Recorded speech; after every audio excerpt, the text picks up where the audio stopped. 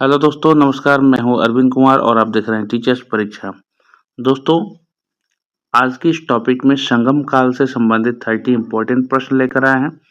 तो चलिए एक-एक करके प्रश्नों को देखते हैं। दोस्तों, चैनल पर नए हैं तो सब्सक्राइब करके बेल आइकन जरूर दबा लीजिएगा।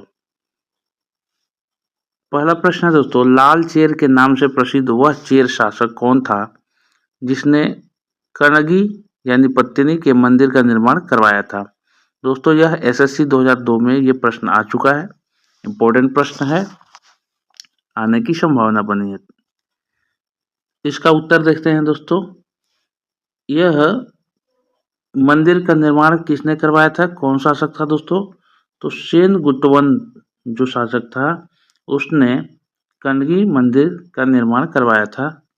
तो ऑप्शन सी यहाँ पर राइट आंसर हो जाएगा।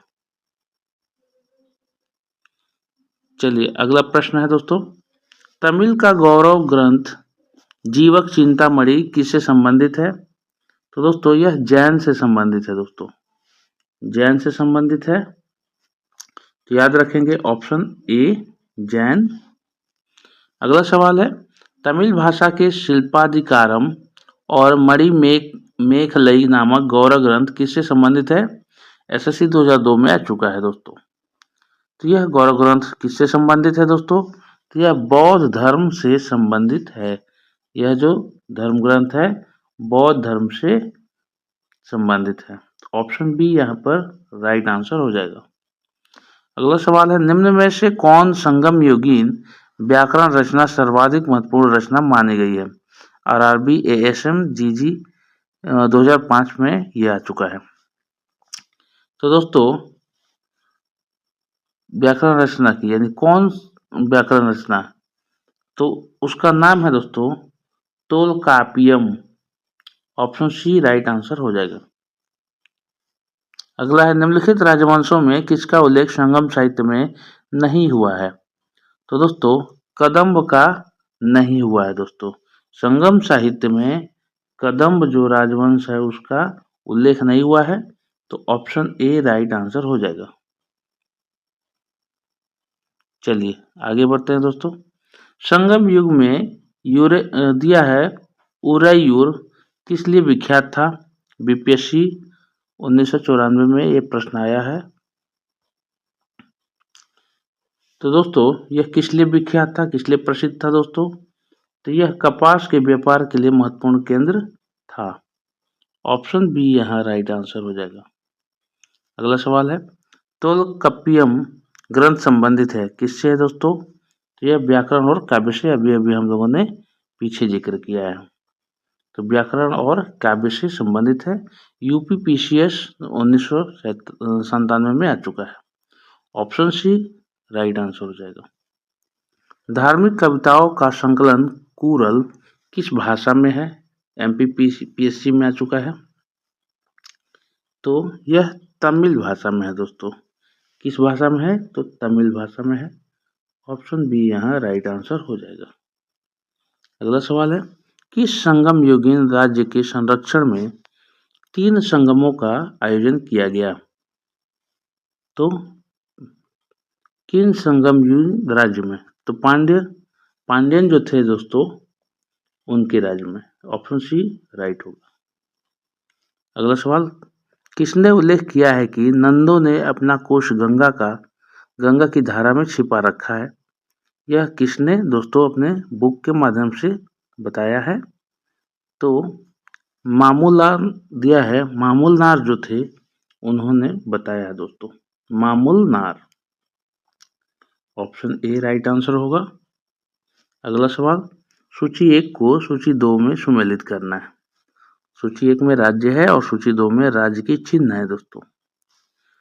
तो जितने भी राज्य हैं उनके प्रति चिन्ह क्या क्या राज्य की चिन्ह थे उसके बारे में जिक्र होगा। तो दोस्तों चेर का जो था राज्य की चिन्ह धनुष था, चोल का बाघ था और पांड्यन का मछली था। तो यहाँ ऑप्शन ए राइट आंसर हो जाएगा। सीधा सीधा प्रश्न है दोस्तों। अगला सवाल है, 1 को 2 में मिलाना है, सेम टू सेम। सूची 1 में पुस्तक है और सूची 2 में लेखक है। एक एक करके हम लोग मिलान करते हैं दोस्तों।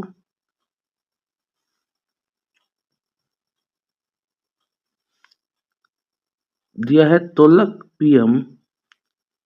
पियर जो लिखे थे, शिल्पाधिकारम इलांगो आडिगल, मणिमेकलई, शीतलय सतनार और जीवक चिंतामणि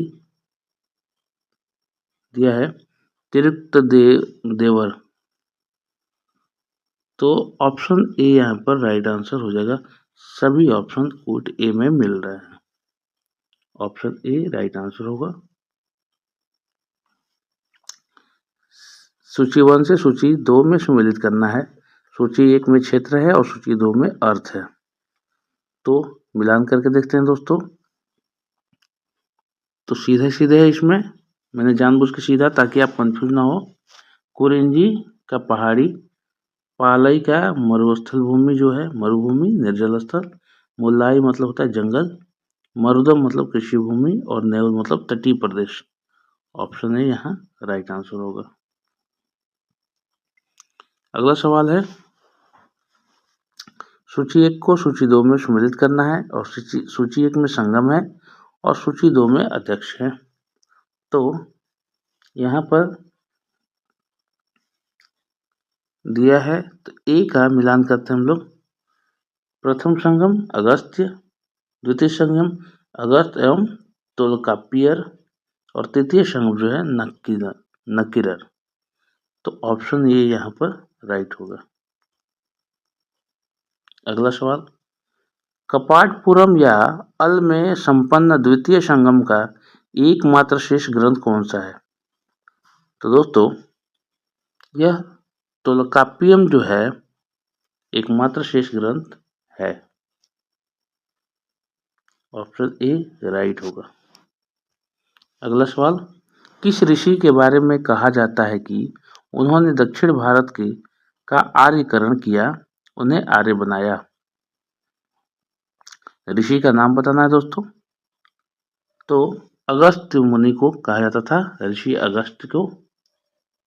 ऑप्शन बी यहाँ राइट आंसर होगा। अगला सवाल है, स्ट्रोबो के अनुसार संगम युग के किस वंश के शासक ने रोमन सम्राट के दरबार में 20 ईस्वी पूर्व के लगभग अपना एक दूत भेजा था? तो दोस्तों उत्तर हो जाएगा पांड्य नरेश ने। पांड्य नरेश ने। ऑप्शन ए राइट आंसर होगा।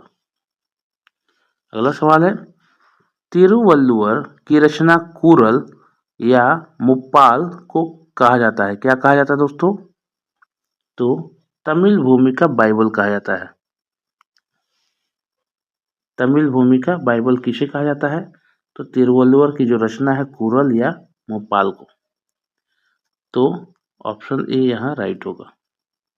अगला है, तमिल काव्य का इलियड कहा जाता है। इलियड किसे कहा जाता है दोस्तों तमिल काव्य का? तो शिल्पाधिकारम को, शिल्पाधिकारम जिसको बोलते हैं, शिल्पाधिकारम को तमिल काव्य का इलियड कहा जाता है। सी ऑप्शन राइट होगा। अगला 20 प्रश्न है, तमिल काव्य का ओडिसी कहा जाता है, किसे कहा जाता है दोस्तों? तो तमिल काव्य का ओडिसी कहा जाता है मणिमेकलई को दोस्तों, मणिमेकलई को। याद रखिएगा, ऑप्शन डी राइट होगा। अगला सवाल है, पुहर कावेरी पट्टनम की स्थापना किसने की? तो दोस्तों कारिकाल ने इसकी स्थापना की थी दोस्तों, कारिकाल ने। तो ऑप्शन ए राइट हो जाएगा। अगला सवाल, सूची 1 को सूची 2 में सम्मिलित करना है। सूची 1 में राज्य है और सूची 2 में प्रख्यात शासक है। तो दोस्तों सीधे सीधे देख लेंगे इसको। चेर जो है सेनगुट्टवन, चोल है कारिकल और पांड्यन है नैंजू दिया है नैंडू जेलियन। तो यहाँ ऑप्शन ए राइट होगा। अगला सवाल है दोस्तों, मुजरिश किस राज्य का प्रमुख बंदरगाह था? तो दोस्तों मुजरिश जो था वह चेर राज्य का प्रमुख बंदरगाह था। Option A. अगला सवाल, किसके संबंध में यह कहावत है कि जितनी जमीन में एक हाथी लेट सकता है उतनी जमीन 7 आदमियों का पेट भर सकता है? किसके संबंध में?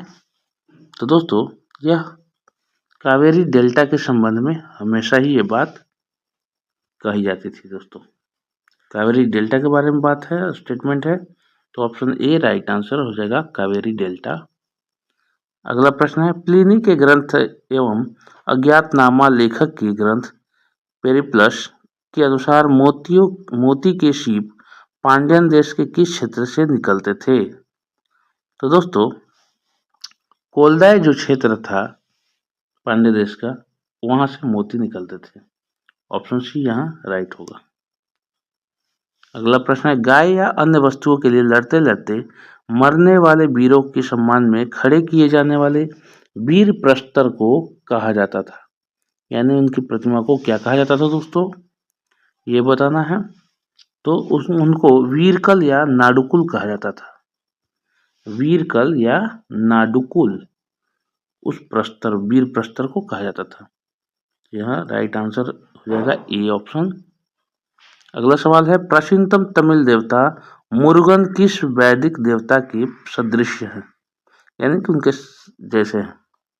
तो स्कंद या कार्तिकेय देवता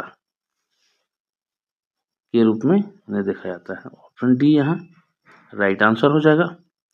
अगला सवाल है, मणिमेकलई के लेखक कौन है दोस्तों?